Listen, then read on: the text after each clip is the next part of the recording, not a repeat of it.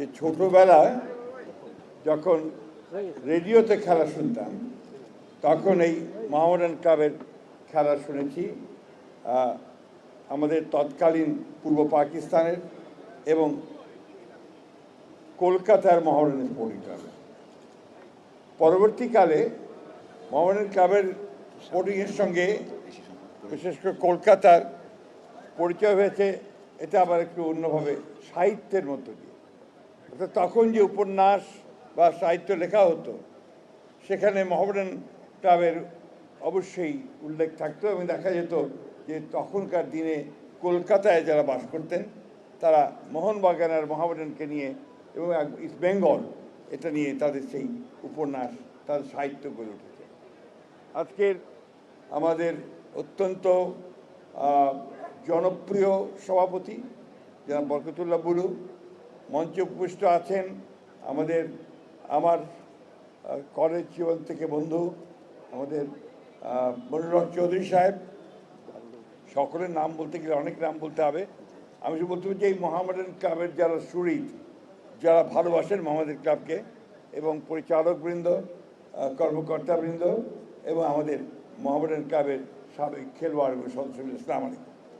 আজকে একটা জিনিস প্রমাণিত হয়েছে যে যারা খেলাধুলা করে তারা জনগণের কাছে প্রিয় মানুষ।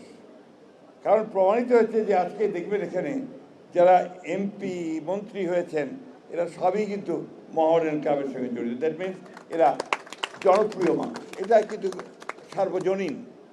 আজকে এই যে নিয়াজ বসে আছেন আমাদের সামনে, ওর বাবা ছিলেন আমাদের শিক্ষক। রকিবুল হাসান তো আছেই, আমাদের রৌফলের ছোট ভাই। হ্যাঁ, ছোট না, রৌফলের ছোট ভাই তো। হ্যাঁ, রৌফল ছিল আমাদের এক ক্লাস জুনিয়র কন্টেম্পোরারি। বাট এটা একটা আলাদা জগৎ। এই জগতে যখন আসি তখন মনে হয় আই এম এট হোম। কারণ আমি নিজে মাঠে থাকতাম। অবশ্য আমি একেবারে মফস্বলের মানুষ, আপনাদের মতো এই ঢাকা মহানগরের মানুষ ছিলাম না।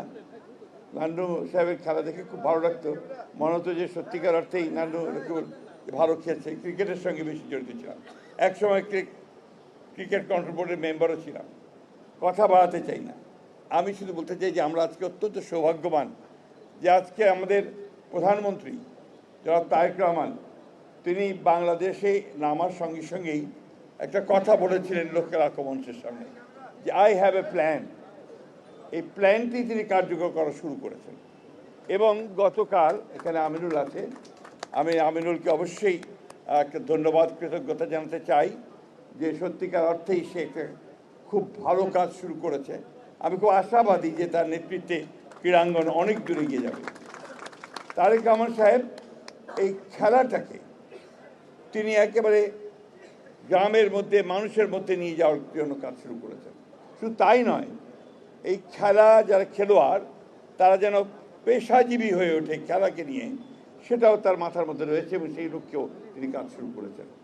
কালকে ভাতা দেওয়া হয়েছে বা সম্মান করা হয়েছে, এটা বড় কথা নয়।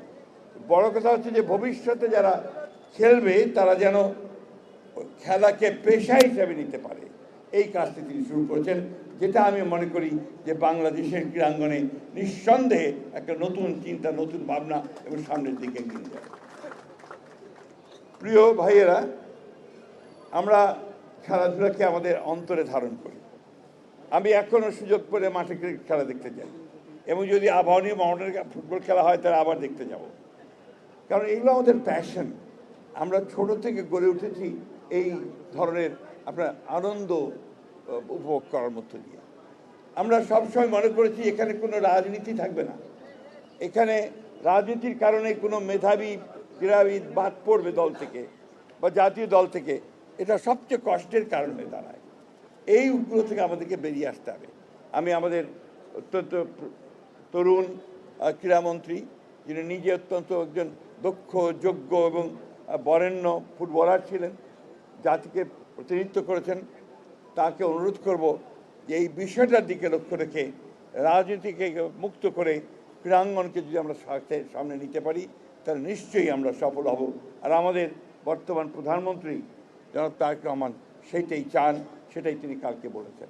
আমি বক্তব্য দীর্ঘ করব না। এখানে অনেকে আছেন যারা রোদে কষ্ট পাচ্ছেন, গরমে কষ্ট পাচ্ছেন।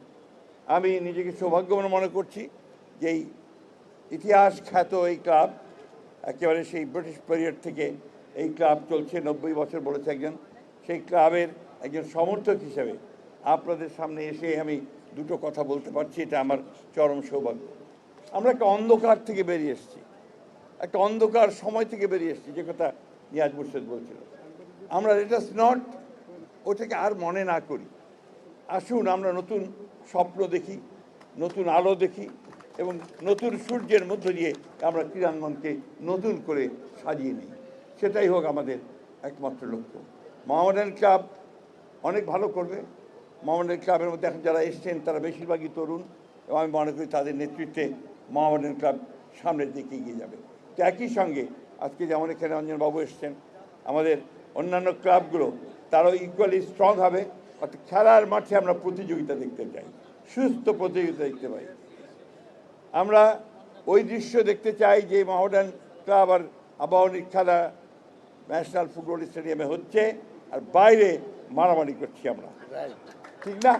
এই দেশটা আবার দেখতে চাই।